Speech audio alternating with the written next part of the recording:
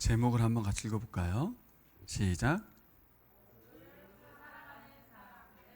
네, 복을 살아가는 사람들입니다. 근데 이게 복복자가 아니죠? 네, 눈치채신 분은 계실까? 무슨 글자일까요, 저게?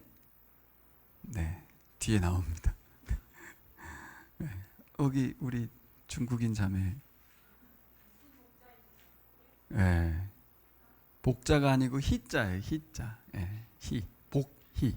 네, 복을 살아가는 사람들. 서울 지역의 집중호우로 인해서 비 피해가 심각하다는 소식을 우리가 다 들었습니다. 네, 반지하에 거주하던 발달 장애우 일가족이 사망했고 우리 모두를 슬프게 했습니다. 그런데 여러분 보시는 것처럼 대통령실은 이 거주지를 바라보는 대통령 모습을 배경으로 홍보지를 만들어서 배포했습니다.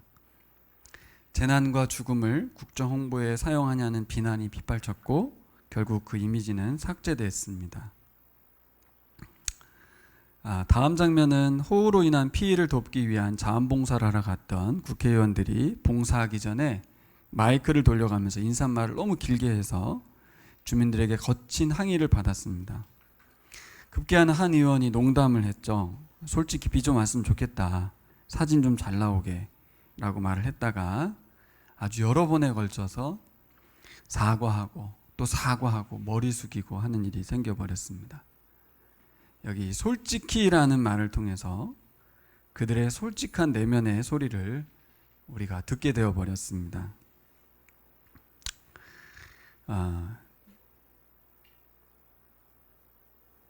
감신대 윤리학 교수를 은퇴하신 모 교수님의 글을 제가 읽었는데요. 이렇게 썼습니다. 그분이 엊그제 대통령과 서울시장이 나란히 앉아서 수해를 입은 반지하 가난한 이가 살아온 거주지를 들여다보면서 찍은 정권 홍보 사진 한 장, 그것은 무엇을 의미하는 것일까? 수십억 재산을 가지고 고급 거주지에서 살아온 자들에게 최고 권력까지 안겨준 가난한 이들의 가난을 저들이 이해하기나 할까? 그런데 왜 저기서 저 가난에서 헤어나오지 못했지? 라는 그들의 중얼거림에서 나는 박완서의 홀로 남은 어느 가난한 처녀의 가난마저 도둑질한 사장 아들, 잠시 가난을 코스프레한 그와 무엇이 다른가 묻게 된다. 교수님은 이 가난한 사람들의 표를 받아서 당선된 정치인들이 이 가난한 분들에 대해 생각이 어떠할지 의구심을 표하고 있습니다. 우리들이 가난한 분들을 돕고 불쌍히 여기면서 사랑한다고 말하려고 한다면 근본적으로 이 악한 사회적 시스템을 고착시키는 일을 감당하고 있는 정치 지도자들을 지지하는 이중적인 모습을 반성해야 된다, 이렇게 말하고 있습니다. 우리가 잘 아는 것처럼 한국 사회가 선진국이 됐다고 하고 많이 발전됐다고 하지만 양극화 현상이 갈수록 심각합니다. 가난한 사람은 더욱더 가난한 상황에 고착될 수밖에 없는 구조라는 것이죠. 사람들은 이런 생각을 하는 것 같습니다. 사람을 존중하지 못한다는 것이죠. 두 번째는 태생적으로 차별적인 언행을 갖는 것이죠. 부자들이 또 정치인들이 이런 생각을 가진 사람들이 과연 우리가 사는 이 세상에서 이 구조적인 가난의 문제 개선할 수 있을까? 이 교수님이 지적한 대로 이 부자들과 이 정치인들이 속에는 도저히 가난을 이해할 수 없는 왜 저러고 살아? 라고 생각하는 그들의 논리가 있다는 것입니다. 과연 이들이 이 정치 지도자들이 이 세상을, 이 나라를, 이 가난의 문제를, 이 구조화된 문제를 개선하려고 들까? 과연 우리나라가 개선이 될까? 하는 의심을 갖게 됩니다. 소망이 없어 보이지 않습니까?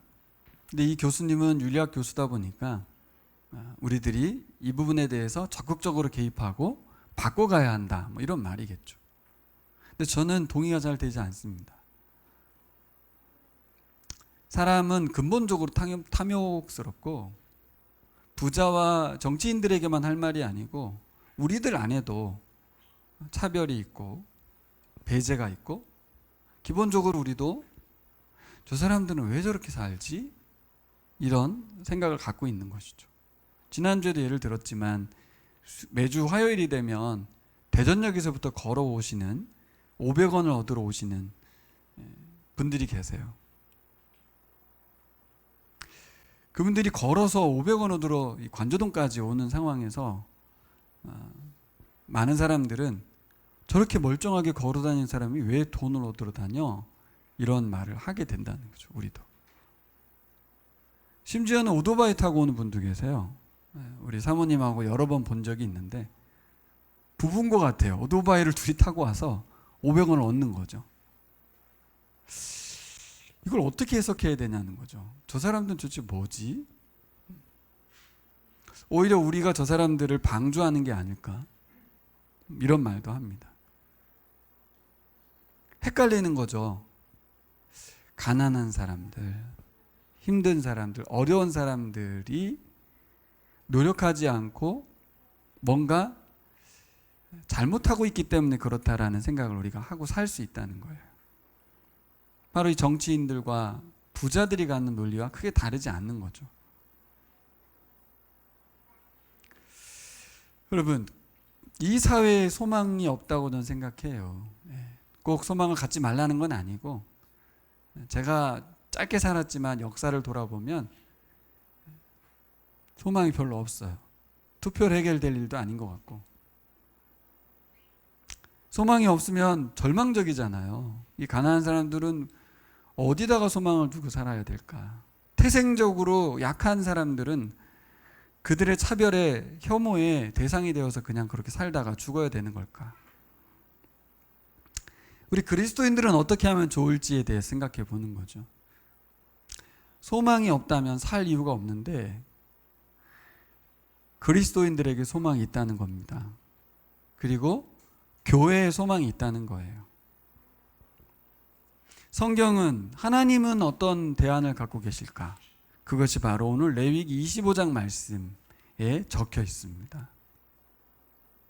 우리가 레위기 25장 말씀을 그냥 구약 성경의 말씀이고 레위기의 말씀이고 이스라엘의 법이라고만 생각해서 그렇지 우리 그리스도인들이 이 말씀에 대해서 제대로 반응하고 적용할 수 있다면 이 사회와 정치 지도자와 부자들이 할 수 없는 일, 근본적인 문제들을 해결할 수 있다는 것이죠. 그 말씀을 레위기를 통해서 한번 살펴보려고 합니다. 자, 우리가 세 가지 정도로 생각해 보려고 하는데요. 첫 번째로 우리가 살펴볼 것은 따라해 볼까요? 시작. 네, 땅을 안식하게 하라는 말씀입니다. 하나님이 명령하신 첫 번째 원리는 땅의 안식입니다. 아니, 사람이 쉬어야 되는데 왜 땅을 쉬게 해서 가난을 해결하지 못할 것 같지 않습니까? 신기한 명령이에요. 땅을 쉬게 해서 가난을 해결할 수 있다는 거예요. 동의가 잘 안 되잖아요. 6절을 보면 땅을 이렇게 쉬게 해야만 땅도 너희에게 먹을거리를 내어줄 것이다 이렇게 써 있습니다. 이걸 거꾸로 말하면 땅을 쉬게 하지 않으면 너희에게 먹거리를 주지 않을 것이다 이렇게 써 있는 거예요. 가난의 문제를 해결하고 구조화된 문제를 해결하려면 땅을 먼저 쉬게 해야 된다는 겁니다.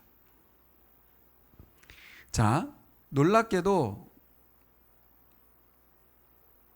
사람이 안식일을 갖는데 6일 동안이라고 7일째 쉬잖아요. 그렇죠? 근데 땅의 안식은 언제냐면 6년을 경작하고 7년째 쉽니다. 근데 이 계산을 해보면 사람이 안식하는 것과 땅이 안식하는 게 같은 게 돼버려요. 사람은 안식일을 6일 다음에 7일째 쉬는 거지만 땅은 6년을 경작하고 1년을 쉬어버리기 때문에 똑같은 상황이 벌어지는 거예요. 자, 잘 들으셔야 돼요. 그러니까 사람하고 땅하고 안식의 시간이 같은 거예요. 저도 이번에 깜짝 놀랐어요. 같다고 생각해 본 적이 없는데 그렇구나. 하나님은 땅도 쉬게 하고 사람도 쉬게 하는 것이 뜻인 거죠. 근데 땅이 안 쉬게 되면 문제가 심각해지는 거죠. 왜요? 뭘 보면 알아요? 사람이 쉬지 않는 것을 통해서 알 수 있죠. 하나님은 사람도 안식일, 땅도 안식년을 통해서 안식일을 주신 거죠. 우리가 잘 아는 것처럼 사람의 안식이 창조의 목적입니다. 사람은 안식하려고 창조됐어요. 그러면 땅은요? 일하려고 땅을 만들었으니까 땅도 안식하려고 만들었다는 것을 알려주는 겁니다. 자, 여기다 대표되는 땅은 땅만의 문제가 아니죠. 이 세상에 존재하는 모든 피조 세계가 안식이 창조 목적이라는 거예요. 대표적으로 땅을 이야기한 거죠. 땅에서 우리가 먹을 거리를 먹거든요. 땅이 쉬면 죽을 것 같은데 땅이 쉬어야 사람이 살 수 있다는 거고, 땅 자체를 쉬게 하는 것이 하나님의 뜻이라는 것입니다. 결론적으로 우리는 땅과 분리될 수 없는 존재라는 것을 분명히 하는 거예요. 땅이 안식이 없으면 죽는 것처럼. 십계명에 보면 하나님께서 사람이 안식일을 지키지 않으면 어떻게 하라고 했죠? 돌로 쳐 죽이라고 그랬어요. 저는 이걸 어렸을 때 볼 때마다 이해가 안 됐어요. 아니, 왜 안 쉰다고 죽이지? 그것도 돌로 쳐 죽이지? 정말 이해할 수 없었어요. 근데 이 명령이 땅에게도 적용된다는 겁니다, 여러분. 땅을 쉬게 하지 않으면 돌로 쳐 죽이라, 이런 말과 같은 명령이 되는 거예요. 그러니까 안식년은 해도 되고 안 해도 되는 게 아니라 반드시 해야 되는 거예요. 죽지 않기 위해서. 죽인다는 이유는 죽이고 싶다는 게 아니라 안 쉬면 죽으니까 죽인다고 말한 거거든요. 땅도 마찬가지예요. 안 쉬게 하면 사람들이 죽을 수밖에 없기 때문에, 땅도 죽기 때문에, 땅이 죽으면 사람도 죽기 때문에 쉬게 하라는 것입니다. 본래 우리는 땅에서 나왔고 땅은 우리에게 생명을 공급해 줬어요. 결국 땅과 우리는 하나였어요. 창세기 3장 17절로 가보면 같이 읽어보겠습니다. 시작. 네가 아내의 말을 듣고서 내가 너에게 먹지 말라고 한 그 나무 열매를 먹었으니 이제 땅이 너 때문에 저주를 받을 것이다. 너는 죽는 날까지 수고를 하여야만 땅에서 나는 것을 먹을 수 있을 것이다. 그렇습니다. 사람 때문에 땅이 저주를 받게 된 거예요. 땅에서 먹을 거리를 제공했었어요, 처음에는. 그런데 이젠 사람이 밭을 갈아야만 먹을 수 있는 거죠. 그러니까 하나님은 그 땅을 쉬게 해주지 않으면 그나마 밭의 소출도 그칠 거라는 거예요. 땅을 쉬게 해주지 않으면 땅이 먹을 거리를 안 줄 거라는 거예요. 사람이 욕심 부릴 걸 아시는 거죠. 사람이 욕심 부려서 땅을 쉬지 않게 하면 스스로 생명을 단축시키고 죽음에 이르게 될 것을 경고하신 거예요. 같은 원리로 이해하시면 돼요. 우리가 안 쉬면 죽듯이, 안 쉬는 게 사는 거예요? 사는 게 아니죠. 땅이 안 쉬면 땅도 죽고 사람도 죽고 다 죽는다는 겁니다. 이 원리는 간단하죠. 예. 땅을 쉬게 하면 지력이 생겨서 더 좋은 소출을 거둘 수 있다는 거죠. 예. 그런데 사람들은 쉬게 하지 않고 땅에다가 비료를 투입시켜서 계속해서 힘을 약화시키고 있습니다. 하나님은 비료 뿌리지 말고 쉬게 하라고 하셨습니다. 여러분, 사람들이 과연 땅을 쉬게 할 수 있을까요? 내가 과연 땅을 쉬게 할 수 있을까요? 그러면 이제 질문이 생기죠. 목사님, 우리 농부들이 아닌데 어떻게 땅을 쉬게 합니까? 우리가 땅을 쉬게 한다는 건 뭘까요? 이번 폭우로 많은 인명피해가 났습니다. 지구 곳곳에 40도까지 넘어가는 고온이, 폭설이, 산불이, 해일이 발생되고 있죠. 사람들이 땅의 주인이신 하나님 명령에 불순종해서 몸살을 앓고 있습니다. 뭐가? 땅. 피조세계가. 땅으로 대변되는 이 생태계가 사람도 살아갈 수 없을 정도로 고장나고 있는 것이죠. 여러분, 우리가 지구온난화를 막는 데 힘쓰지 않는 것이 땅을 쉬지 않게 하는 것이라는 거예요. 자연 생태계를 가꾸고 보존하는 것이 그리스도인에게 명령된 거룩입니다. 너무나 잘 아시는 거예요. 땅을 쉬게 한다는 것은 이 땅을 보존하고 가꾸는 일입니다. 그리고 또 하나 우리가 주목해 봐야 될 게 있어요. 하나님 땅을 쉬게 하라는 또 다른 이유가 말씀에 숨겨져 있습니다. 6절에 숨겨져 있어요. 자, 6, 7절 읽어볼까요? 같이 시작. 안식년의 소출은 너희가 먹을 것이니 너와 내 남종과 내 여종과 내 품꾼과 너와 함께 거류하는 자들과 내 가축과 땅에 있는 들짐승들이 다 그 소출로 먹을 것을 삼을지니라. 네, 그렇습니다. 안식년은 땅을 쉬게 하면서, 땅을 쉬게 하면 자연적으로 그 땅에서 소출이 생겨요, 안 생겨요? 생깁니다. 그러면 가난한 사람들, 이주민들, 심지어 들짐승들도 먹을 수 있게 한 거예요. 자, 보세요. 내가 땅의 경작자인데 내가 땅을 경작하지 않으면 원래 뿌려져 있던 그 상태에서 소출이 나요. 그냥. 포도밭도 마찬가지죠. 포도를 따지 말라는 건데, 이게 따지 말라는 게 어떤 의미냐면 도구를 사용해서 거두지 말라는 거지, 손으로 따먹는 건 허용이 됐어요. 그래서 이 명령은 어떤 의미가 있냐면 누구나 자유롭게 땅의 소출을 먹을 수 있게 하라. 1년 동안은 내가 경작하지 않은 그 결실들은 누구나 먹을 수 있게 만들으라는 겁니다. 자, 이게 내 밭의 이야기라서 그렇지 대한민국 전체의 밭이 농사를 짓지 않고 내버려 두어서 저절로 나는 소출들을 누구나 먹을 수 있는 나라가 된다면 어떻겠습니까? 야, 이건 누가 생각하는 법일까요?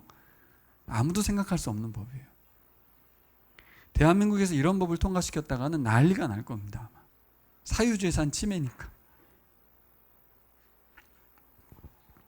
여러분, 안식년에 자연스럽게 생기는 소출은 땅의 경작자도 도구를 사용하지만 않으면 먹을 수 있고, 또 이방인도 먹을 수 있고, 객도 고아도 먹을 수 있고, 누구나 먹을 수 있대요.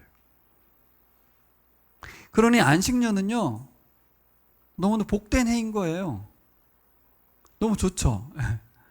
누구나 일하지 않고 먹을 수 있는 해가 되는 거예요. 또 땅은 땅대로 쉬면서, 그렇죠?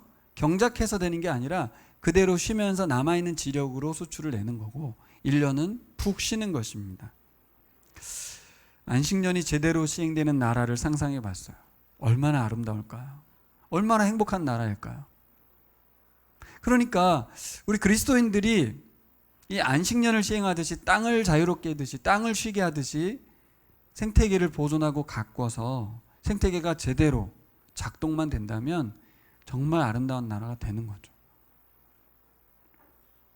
두 번째 우리가 생각해 볼 거는, 따라해 볼까요? 시작. 희년을 시행하라. 네. 8절부터 11절까지 17절까지 희년에 대한 말씀인데요. 이 희년의 희자가, 이 글자가 복희자예요. 복희자. 그리고 경사스러울 희라는 거예요. 저도 이걸 보고서 깜짝 놀랐습니다. 기쁠 희인 줄 알았어요. 기쁨희. 근데 기쁠 희가 아니고 복희. 복된 해라는 거죠. 근데 그 밑에 경사스러운이라는 단어가 너무 마음에 닿더라고요. 50년이 되는 해는 경사라는 거죠. 집안의 경사, 나라의 경사, 하나님께도 경사, 사람에게도 경사인 해인 거예요. 복된 해, 경사스러운 해. 안식년이 7년이잖아요. 7번 하면 49년이고 그 다음에 50년째가 되면 모든 땅이 원 소유자에게로 돌아가서 경작권을 넘겨주게 됩니다. 원래 소유주는 하나님이시고 임시 경작권이 넘겨진 거잖아요. 땅만 그런 게 아니라 노예들도 자유를 얻어서 해방을 얻습니다. 희년은 인간을 죄의 노예에서 해방시켰던 속죄일을 통해서 시작된 해입니다. 속죄일날 나팔을 불면서 희년이 시작되는 거예요.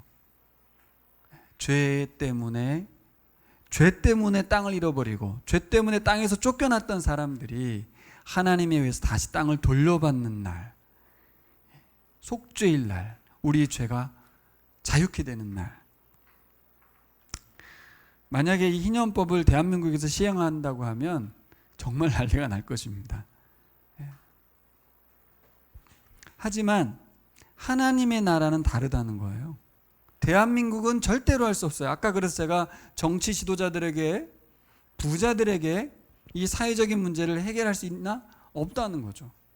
근본적으로 이 사회는 하나님께서 만든 사회거든요. 하나님 말씀대로만 가능한 세상이에요. 인간의 제도가 아무리 도입이 돼도 안 될 것 같습니다. 그래서 생각해 봤어요. 제가 과연 부자들에게도 경사스러운 해일까? 이런 생각이 든 거예요. 과연 땅 많은 부자들이 50년이 되면 행복할까? 근데 부자들도 행복합니다. 왜요? 그 뒤에 토지법이 나와 있잖아요. 이스라엘의 땅값 계산법이 나와 있어요. 이스라엘의 땅값은 희년을 기준으로 계산이 되는데, 희년을 지나서 1년차가 되면 가장 땅이 비싸고, 희년에 가장 가까운 49년 차가 되면 땅값은 똥값이 됩니다. 헐값으로 판매가 돼요.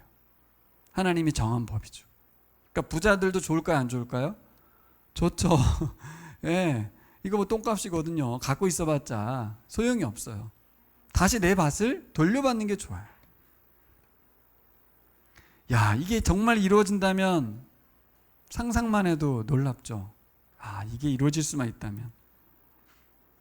하나님께서 마지막에 레위기 말씀에 이런 말씀 써놨죠. 근데 49년째도 쉬고, 77에 49년 안식년 쉬고, 50년째도 쉬고 2년을 연속으로 농사를 안 지게 되면 51년 차에 농사를 진다고 해도 3년 동안 먹을 게 없는데, 3년치 양식이 부족한데 과연 너희들이 희년을 시행할 수 있겠니?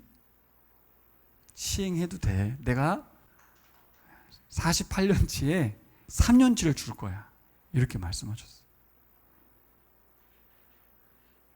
그래서 학자들은 이 희년이라는 것이 지키기 힘들었을 거라고 생각합니다. 그렇죠? 3년치 연봉을 한 번에 준다는 건 말이 안 되거든요.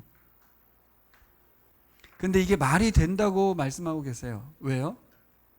이스라엘 백성들이 광야 40년 동안 광야길을 걸을 때 하나님께서 40년 동안 하늘에서 만나를 내려서 먹이셨거든요. 3년치만이 아니고 40년치를 먹이셨거든요. 목사님, 그거는 한 해 하루하루 내린 거잖아요. 한꺼번에 내린 게 아니잖아요. 거기도 있어요. 안식일 날 전날은 이틀치가 내렸어요. 이게 상징인 거죠. 안식일 전날 이틀치가 내려서 안식일 날은 안 먹어도 되게, 일하지 않아도 되게, 그래서 전날 거둔 이틀치 양식으로 먹게 해주셨죠. 또 하나 있었죠. 평일날 하나님께서는 하루치만 거두셨잖아요. 그죠? 주셨죠. 근데 좀 남으면 남의 것까지 빼느라고 이틀치를 거뒀어요. 집에 가면 어떻게 됐어요? 그 이틀치 중에 하루치는 다 썩어 없어졌어요. 두 가지 원리가 있었어요. 욕심 부리면 욕심 부린 만큼 다 썩었고, 근데 신기하게도 6일날 거둔 이틀치는 안 썩었고, 그래서 먹었고. 그러니까 희년을 시행하면 배고파 죽을 것 같았는데 그렇지 않았다는 거죠. 40년 동안 경험했으니 후손들이 가나안 땅 들어가서는 희년을 지키라는 것입니다. 제가 생각해 봤습니다. 계산을 많이 해봅니다. 우리가 인생에서. 우리 젊은이들 계산 많이 하죠. 앞으로 어떻게 살아갈까? 계산으로는 살 수 없습니다. 그죠? 근데 계산을 한다고 해도 살아가기가 어려운 시대예요. 그러니까 계산을 하지 마세요. 계산. 저 인생에도 보니까 계산할 필요가 없어요. 오히려 하나님을 신뢰하고 말씀대로 나누고 안식하고 하나님의 공급하심을 기다리면서 사시기 바랍니다. 이것이 바로 희년을 지키며 살아가는 삶입니다. 저는 희년을 지킨다는 게 딴 게 아니에요. 계산하지 않는 삶이에요. 계산을 하지 마세요. 계산한다고 살아갈 수도 없고 계산을 해도 잘 안 돼. 근데 계산을 했는데 내일 죽을 수도 있어요. 누가 보면 부자 비유잖아요. 그렇죠? 열심히 소출해가지고 창고 지어가지고서 갔다가 막 쟁였는데 뭐라고 말했어요? 오늘 너의 목숨을 가져가면 이것이 누구 것이 되겠느냐 이렇게 말했거든. 목사님 저축도 하지 말란 말입니까? 그 말이 아니라 염려와 근심과 걱정에 근거하여 살지 말고 뭔가 쌓아낸다 생각하지 말고 자꾸 나누고 베풀고 희년을 지키라는 것입니다. 우리가 공부한 누가복음 4장을 보면 교인들이 집과 밭을 팔아서 그 돈을 사도들의 발 앞에 가져다 두었다고 했죠? 기억나십니까? 돈을 발 아래 두었다는 표현은 주인이 바뀐 상태를 말하는 것입니다. 그동안 돈이 우리의 주인이었는데 그 돈이 우리 주인이 아니고 하나님이 주인이라는 마음에서 사도들의 발 앞에 돈을 갖다가 둔 거예요. 발밑에 돈이 있다, 그런 뜻입니다. 그동안 예수 믿기 전에는 죽음을 향해 달려갔던 인생들이었어요. 근데 예수 그리스도를 통해서 새로운 생명을 얻은 거예요, 이분들이. 그리고 나서 돈에 대한 가치가 바뀐 거죠. 하나님 나라 백성에게는 돈이 목적이 아니라 수단으로 바뀌는 거예요. 새 생명을 얻었기 때문에, 목숨값을 다 치렀기 때문에 예수 그리스도께서 내 목숨값, 내 돈을 다 주님께 드렸습니다. 자신들의 목숨값을, 집을, 밭을 팔아서 교회에 헌금했어요. 이 어떤 의미일까요? 하나님이 생명의 주인이심을 인정하는 모습들이었습니다. 그러니까 잘 들으셔야 돼요. 가난한 사람들이 있으니까 나눠주라고 돈을 갖다 낸 게 아니고요. 하나님께서 나에게 새 생명을 주셨기 때문에 나의 목숨값처럼, 보험처럼 갖고 있었던 집과 밭을 팔아서 다 드렸어요. 왜요? 생명과 바꾼 거기 때문에. 예수 그리스도의 목숨값으로 나를 살리셨기 때문에 감사해서 하나님께 드린 것입니다. 그래서 이렇게 헌금하지 않았어요. 이 돈을 누구에게 이렇게 써주세요, 이 돈을 이렇게 사용해 주세요가 아니라 그냥 사도들한테 갖다 준 거예요. 그랬더니 어떤 일이 벌어졌어요? 그 교회에 가난한 사람들이 몰려들었죠. 다 필요한 대로 나눠줬습니다. 돈을 발 아래 두고 살아가며 희년의 정신을 살아갔던 교회가 있었어요, 여러분. 잘 생각하셔야 돼요. 정치 지도자들이나 부자들이 해결할 수 없는 것을 누가 했어요? 교회가 했어요, 교회가. 근데 잘 들으셔야 돼요. 문제를 해결하려고 돈을 낸 게 아니고 하나님께 감사해서 돈을 내어놨더니 문제가 해결된 거예요. 이 원리는 희년의 원리입니다. 하나님 말씀에 순종하여 살아갔더니 계산하고 걱정으로 안 되던 일들이 해결된 거예요. 노예 문제도 빈부격차도 다 해결된 거죠. 그래서 역사 가운데 희년이 시행된 적이 없다고 말했는데 사도행전 4장 교회에 와서, 교회 시대에 와서 드디어 역사 가운데 희년이 시행됐다고 봅니다. 이제 우리 시대에 달려있죠. 우리는 과연 우리 교회 안에서 희년의 말씀을 시행할 수 있을까? 시행할 수 있을까요? 자, 읽어보겠습니다. 시작. 예. 내 땅 내 마음대로 할 수 있는데 왜 이래라 저래라 하냐, 50년 되면 돌려놓으라고 하냐 묻는다면 레위기 25장 23절 말씀을 봐야 됩니다. 같이 읽겠습니다. 시작.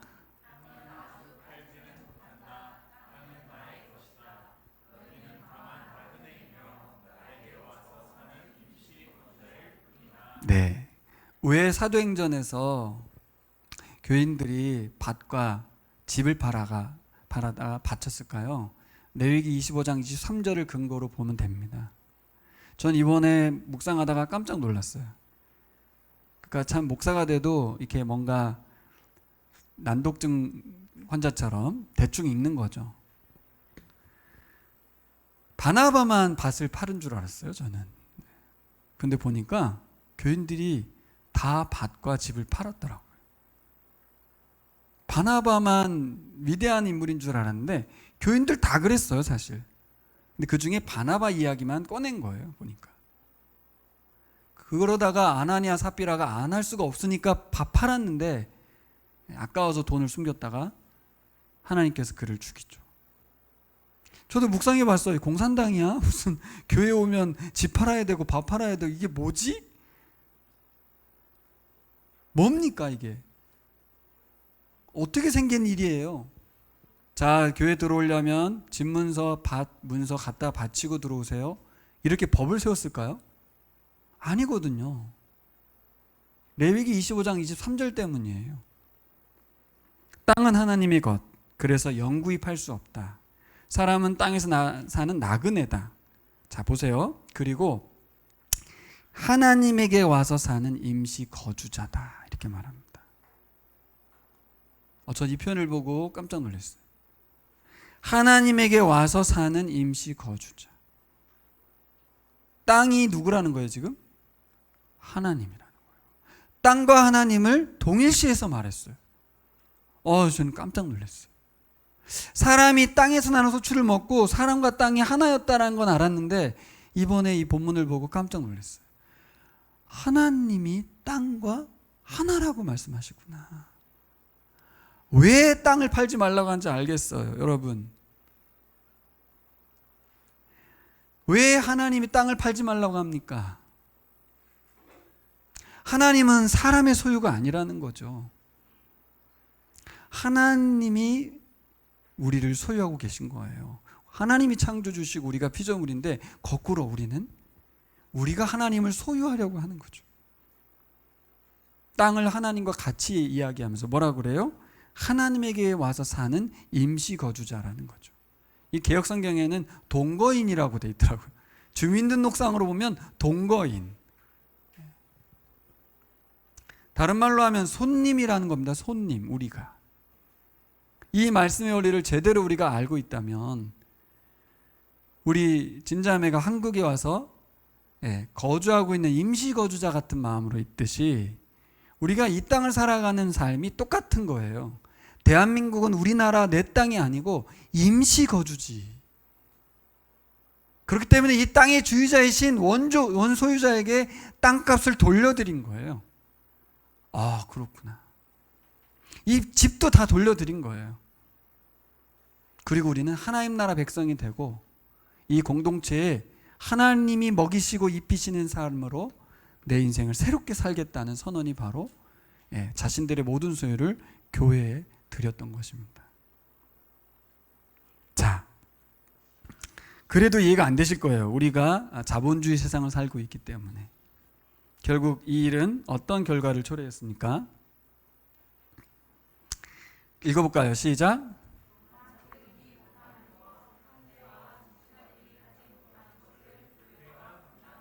네.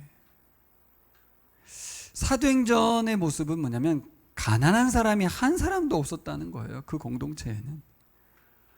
국가가 하는 복지의 개념이 아니라 교회가 땅의 주인이 하나님이심을 인정하고 나도 하나님의 것임을 인정하고 나의 모든 것을 하나님께 내어드리고 난 이후에 그 교회는 로마 제국이라고 하는 엄청난 제국이 감당하지 못했던 일들을, 황제가 못했던 일을, 정치가가 못했던 일을 교회가 감당했습니다. 그래서 교회는 가난한 사람들에게 다 나눠주고 치료하고 회복시켰습니다. 이 교회가 300년간 그렇게 하다가 결국 로마 제국은 교회를 받아들일 수밖에 없었어요. 교회가 나라를 접수하는 일이 벌어졌어요. 왜요? 사람들이 그리스도인이 된 거예요. 다 그리스도인이 되고 싶었어요. 처음엔 돈 얻으러 왔다가 나중에 봤던 이들이 그냥 부조하고 후원하고 기부하는 사람들이 아니고 하나님을 믿는 사람들이고 예수 그리스도를 통해서 거듭난 사람들이라는 것을 알았기 때문에 교회가 이 일을 감당했습니다. 여러분, 우리는 더 이상 국가와 정치 지도자들에게 이런 세상 만들어줄 걸 기대하는 사람들이 아닙니다. 노빠도 아니고 문빠도 아니고 윤빠도 아니고 그렇게 일어날 수 있는 일이 아닙니다. 우리는 어떤 사람들이에요? 새로운 사람들, 예수 그리스도의 십자가와 부활을 통해서 하나님 나라를 살아가는 사람들입니다. 그래서 집과 밭을 팔아서 가난한 사람들에게도 나눠줄 수 있는 사람들이 된 것입니다. 왜 그렇게 할 수 있어요? 우리의 소망은 하늘에 있기 때문에. 우리는 대한민국 국민이지만 하나님 나라 백성이기 때문에, 거룩한 백성이기 때문에 그렇게 하는 것입니다. 자, 정리해볼까요? 오늘 우리가 공과를 배운 거를 정리해보면, 우리가 엄청 큰 돈을 이게 헌금할 수는 없잖아요. 있으면 하시면 좋겠습니다만, 뭘로 드릴 수 있을까요?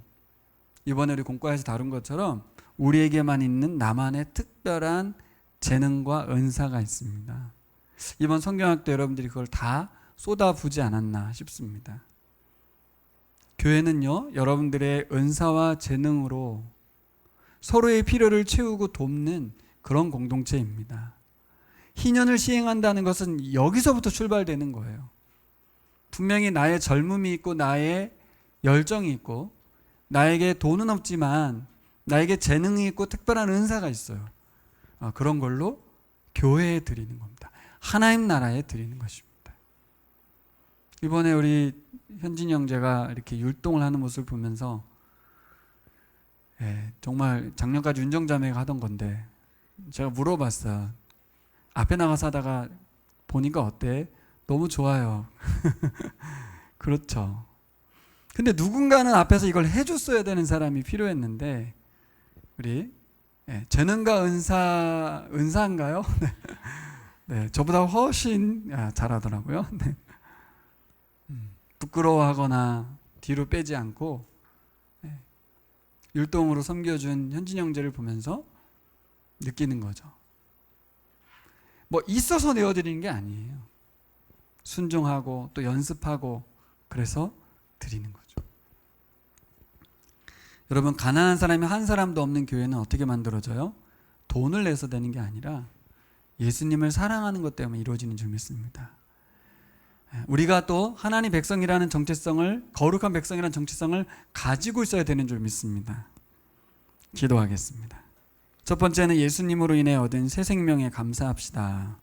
우리는 더 이상 대한민국 국민으로만 살고 정치 지도자에게 뭔가를 바라는 사람 아니고 우리는 새로운 사람, 예수님 안에서 사도행전 4장에 있는 교인들처럼 우리는 밭과 집을 팔아 가난한 사람들에게 나눠주고, 사실 본인들이 나눠준 게 아니죠. 주님께 드리는 사람들이었어요. 새 생명을 얻은 사람들이기 때문에. 두 번째, 우리의 모든 소유가 하나님의 것임을 인정합시다. 생명, 돈, 시간, 젊음, 열정 모두 하나님의 것입니다. 돌려드립시다. 세 번째, 희년의 삶을 살기 위해서 첫 번째 명령이었던 사람의 안식, 하나님의 안식에 참여합시다. 일주일 중에 하루 시간을 내어서 하나님과 관계하는 시간. 두 번째는 땅의 안식, 생태계를 보존하고 관심을 갖는 거예요. 재능과 은사를 교회를 위해서 아낌없이 드리겠습니다. 이렇게 기도하겠습니다. 우리 기도하겠습니다.